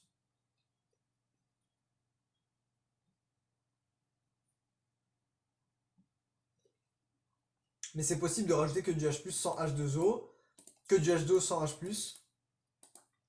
Ça dépend du type de réaction. Parfois même, ça s'équilibre avec autre chose, hein, comme des HO-, etc. Ok? Comment on sait de quel côté il faut mettre les électrons? Alors, je vais te dire ça. Qu'est-ce qu'on a dit ici? On a trouvé les nombres d'oxydation, ok? D'accord? T'es bien d'accord avec moi? Dans ce sens, c'est une réduction. On réduit la valeur du nombre d'oxydation. Réduction. Dans ce sens, on augmente le nombre d'oxydation. Donc c'est une oxydation. Plus d'oxydation, on augmente le nombre d'oxydation. Ok? Quand on oxyde, on libère des électrons. Quand on réduit, on capte des électrons. D'accord? Donc forcément, les électrons sont toujours du côté de celui qui a le plus grand nombre d'oxydation. Parce que là, ça, c'est le réducteur. Ok? Et ça, c'est l'oxydant. Donc l'oxydant va capter les électrons pour donner le réducteur. Ok? Bonne urania. Et là, c'est pareil. Le Cl- ici, il se fait oxyder. D'accord? Tu comprends? Donc là, c'est l'oxydant. Et là, du coup, c'est le réducteur. Ok. Hop. Du coup, on équilibre, on multiplie par les électrons. Quand vous multipliez par 2, vous multipliez tout par 2. Hein. Et là, quand vous multipliez par 5, c'est pareil. Ouais, ne vous inquiétez pas, ça va bientôt finir. Mais c'est vrai que c'est un gros morceau. Peut-être que je vais faire 2 parties. Je vais m'arrêter à 2 heures. Et demain, on va continuer le reste. Si ça vous dérange pas. On va sauter directement à la partie qui vous intéresse, je pense, peut-être. C'est là où il y a des difficultés de calcul. Voilà. Non, faites pas de dons, vous êtes des fous. Si vous voulez faire des dons, il y a les... Bon, il y avait... C'est fini maintenant, mais il y avait le truc octobre rose, novembre bleu. Ça, c'est bien ça. Tutorat, c'est des bénévoles, on fait pas ça pour l'argent. Alors, je pense que je vais faire celui au chemin aussi, mais je vais faire celui-là d'abord. Parce que celui-là, j'ai beaucoup de gens qui ont parlé.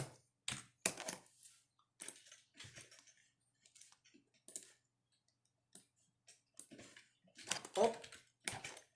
Voilà où est-ce qu'on en est. Donc, On va déterminer le nombre d'oxydation, Mn2+. Voilà, ça ne devrait pas être trop dur. C'est plus 2. D'accord? S2O8 2-. Il y a beaucoup d'oxygène. On va dessiner la molécule. Hop. Là, pour le coup, vous pouvez peut-être pas le savoir, c'est vrai, mais vous savez que vos soufres, ils doivent, on va dire, faire un maximum de liaisons possibles. Donc ils vont en faire au moins 4. C'est quasiment toujours comme ça. D'accord?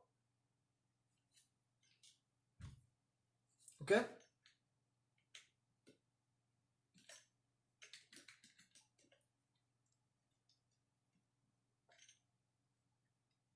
Au moins 4 liaisons, le soufre. Donc vous mettez vos oxygènes tout autour.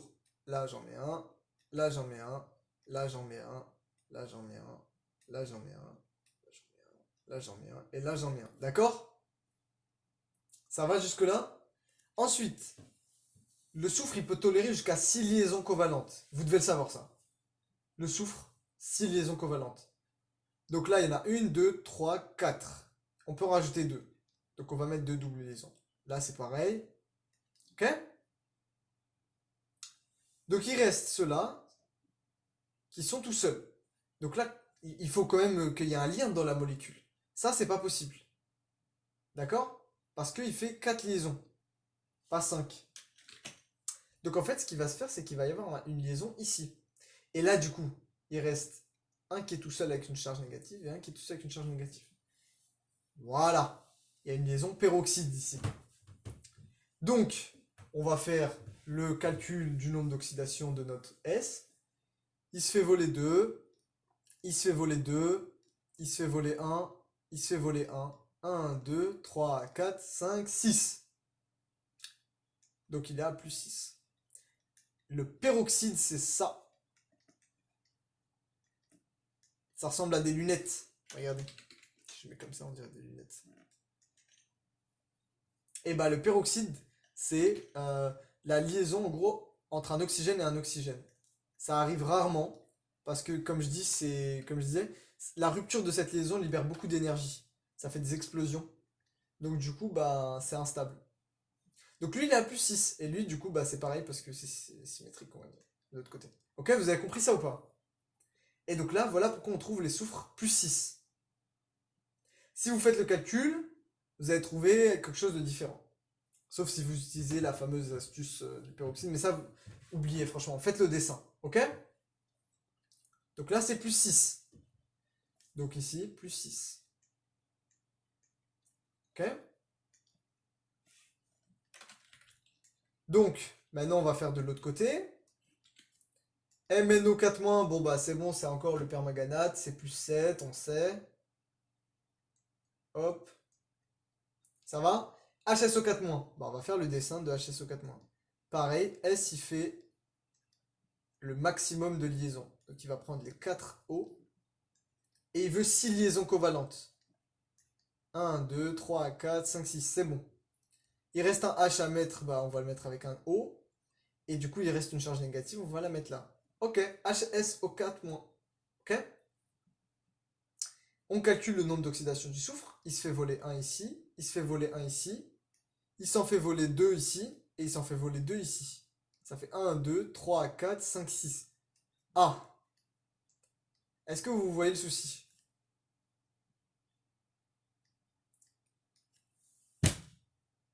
Est-ce que quelqu'un dans le chat voit le souci?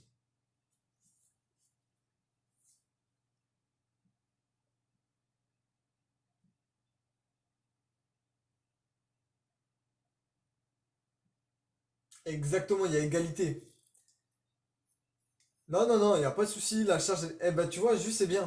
Tout à l'heure, tu comprenais pas trop, il y avait quelques soucis, etc. Et là, bah, t'as été le ou la plus vif.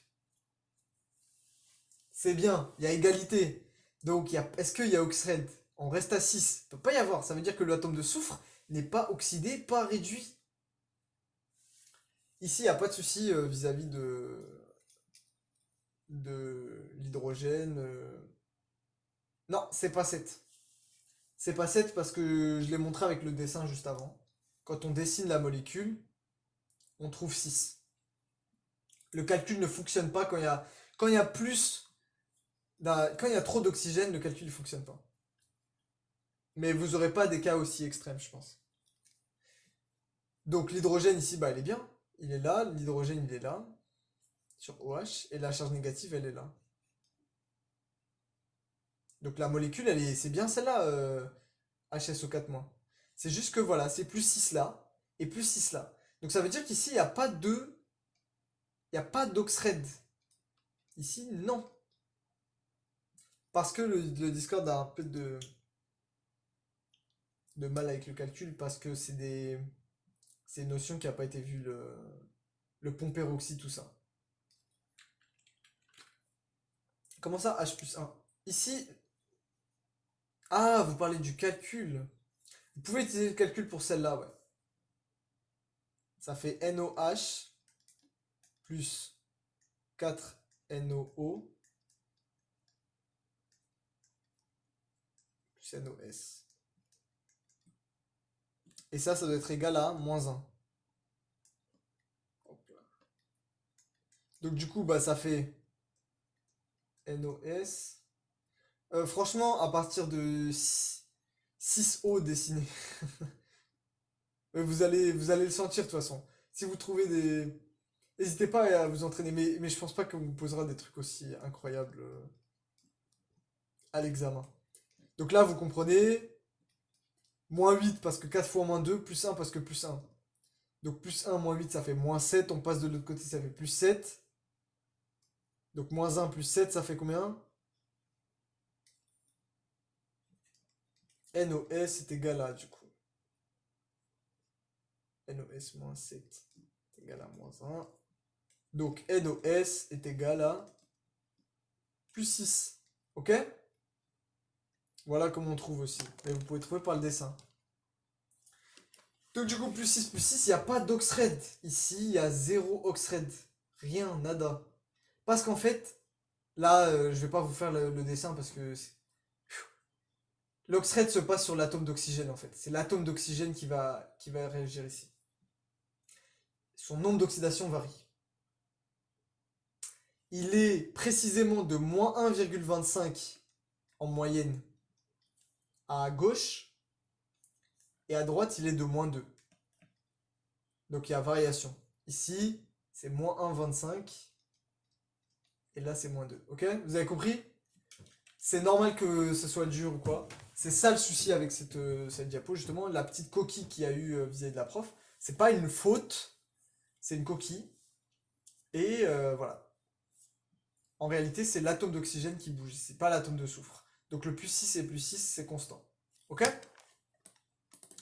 Voilà.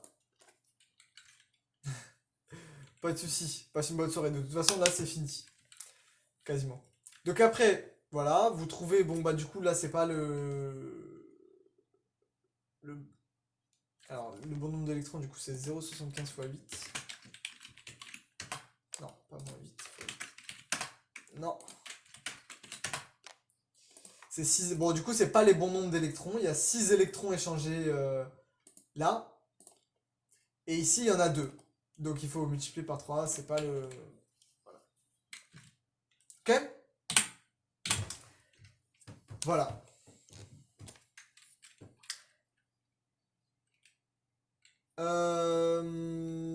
Non, je pense qu'on va les refaire demain.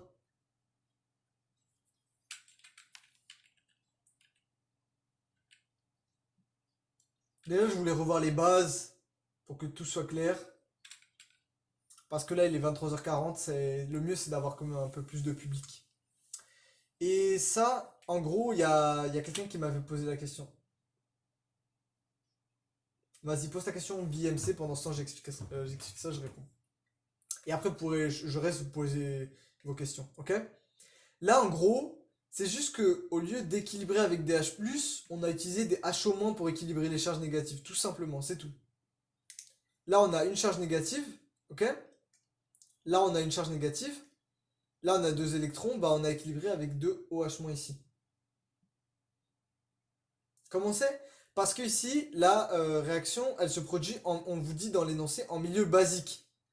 En milieu basique, ça veut dire qu'on utilise DH au moins. Vous pouvez mettre DH+, hein. Si vous mettez DH+, ça va donner... attendez.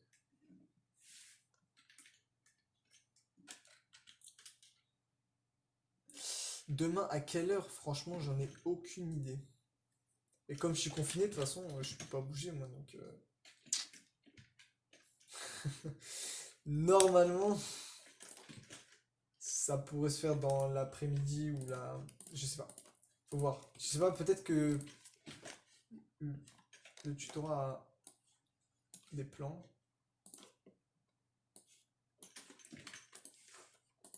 Ma musique, elle s'est arrêtée. Ouais, c'est vrai. Après, de toute façon, il y a la rediff, donc voilà. Et en plus, il y aura des capsules vidéo. Et là, le fait de faire un live, ça m'entraîne pour la capsule vidéo. Comme ça, je la tourne en one shot, ça va aller plus vite, etc. Comme ça, je sais mieux ce que vous voulez savoir comme question. Alors, juste BMC, j'arrive pas à voir la diff entre dismutation et... La dismutation est quoi, BMC? En milieu acide, ça donne IO3-, IO4-,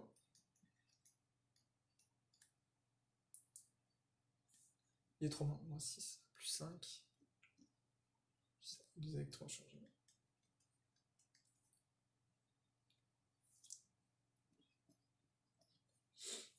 Ok, hop, la réduction. Ok, en milieu acide, du coup, vous rajoutez des H+, pour compenser. Ok. Et là, du coup, vous avez 4O et 3O. Vous mettez un plus H2O ici. Hop là, magique. Je t'explique ça juste après BMC. 3O, 1O, 4. 4O, 1I, 1I, moins et moins plus 2 moins, ça fait 3 moins, plus 2 plus, ça fait -1. Bah non. Là, c'est en milieu acide. J'ai équilibré avec des H+. Mais tu peux aussi... Voilà, parce que il faut qu'on vous précise dans l'énoncé, milieu acide ou basique. Là, on vous dit en milieu basique, alors tu équilibres avec des H au moins. Quand tu équilibres avec des H au moins, tu rajoutes de l'autre côté. Ici, tu les rajoutes ici. Parce qu'il faut que ça soit autant que les électrons. Quand tu équilibres avec des H+, tu les mets du même côté que les électrons. Comme ça, ils s'annulent. Là, ils s'annulent. Tu vois? Alors que quand tu veux mettre des H au moins, bah, il faut pas annuler les électrons. Si tu mets des H au moins ici, tu vas encore plus rendre de trucs négatifs. Tu vois? Donc, il faut mettre de l'autre côté. Là, là, si je dois mettre des H au moins, là, j'ai moins et là, j'ai 3 moins. Donc là, il manque 2 charges négatives. Donc, je mets 2 H au moins. Ok?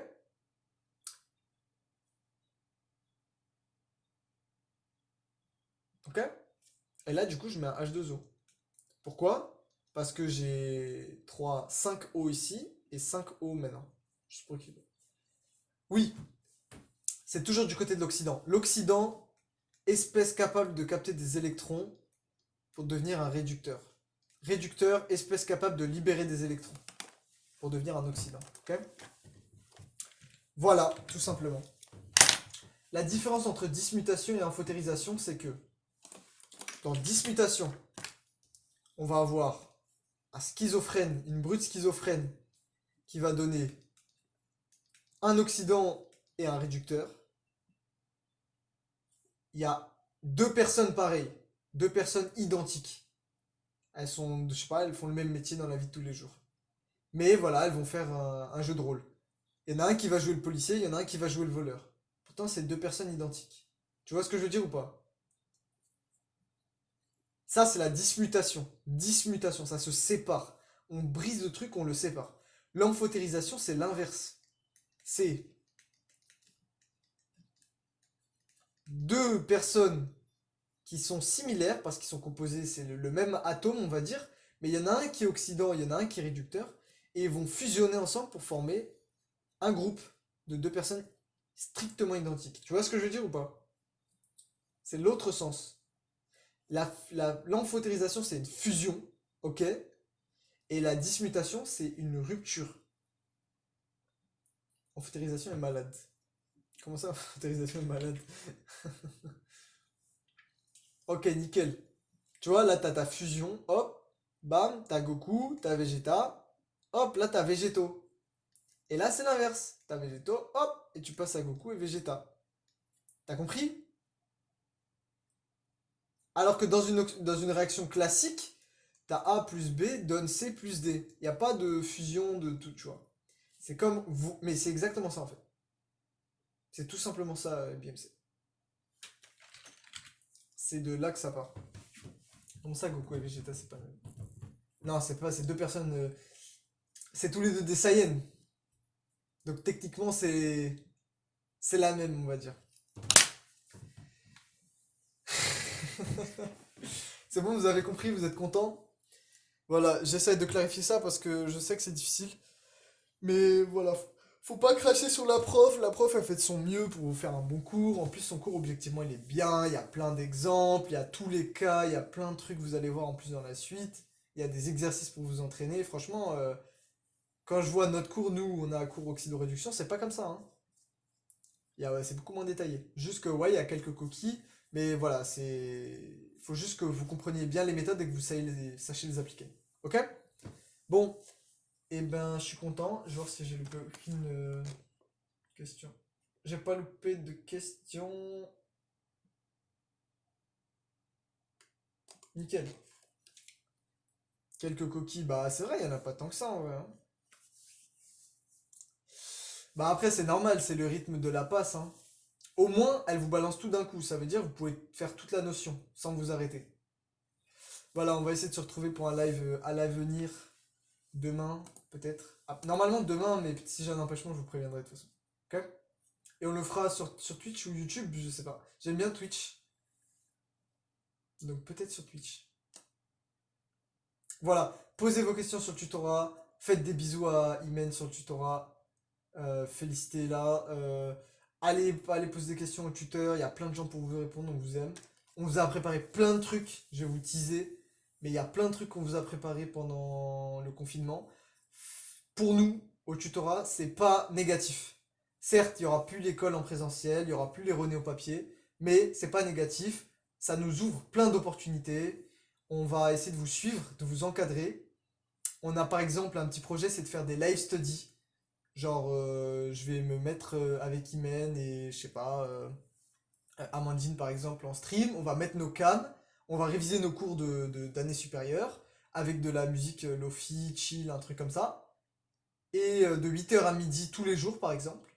Et vous, vous venez, vous nous regardez, et pendant ce temps, vous travaillez. Et nous, on travaille, et vous nous regardez en train de travailler, et vous travaillez. Comme ça, si vous vous dites qu'est-ce que je fais, je suis tout seul, ça y est, qu'est-ce que je fous, et ben vous levez les yeux, vous voyez les grands en train de travailler, on donne l'exemple, et voilà, vous bossez. Si on fait ça tous les jours, après on va vous concocter deux trois trucs, des séances questions-réponses, des petits lives de cours comme ça le soir. Comme ça, vous n'êtes jamais tout seul. Vous avez votre rendez-vous du matin, votre rendez-vous du soir, votre rendez-vous de l'après-midi. Vous pouvez passer sur Discord, il y aura des gens pour vous répondre. Ok? Et il y aura même des petits trucs de divertissement, peut-être des petits jeux, des petites séances visionnage. Ah, c'est une web TV, c'est une vraie web TV. Et ça va commencer incessamment sous peu. Il y aura des capsules vidéo, il y aura des TD, il y aura. Avec plein d'autres tuteurs, il n'y a pas que moi, hein, il y en a plein, il y a Fabiola, il y a DGK sur Discord, il y a Imen, il y a Amandine, il y a. Et même les P1, vous entraînez très bien entre vous, c'est super. Ok? J'espère que vous serez là. N'hésitez pas à faire de la pub auprès de vos amis, surtout si vous savez qu'il y a des potes qui sont confinés tout seuls ou qui n'arrivent pas à travailler chez eux. Voilà, ils peuvent passer au tuto. C'est toujours mieux de demander de l'aide s'il y a besoin. Je sais pas, wesh. Je sais pas. Hop, je coupe.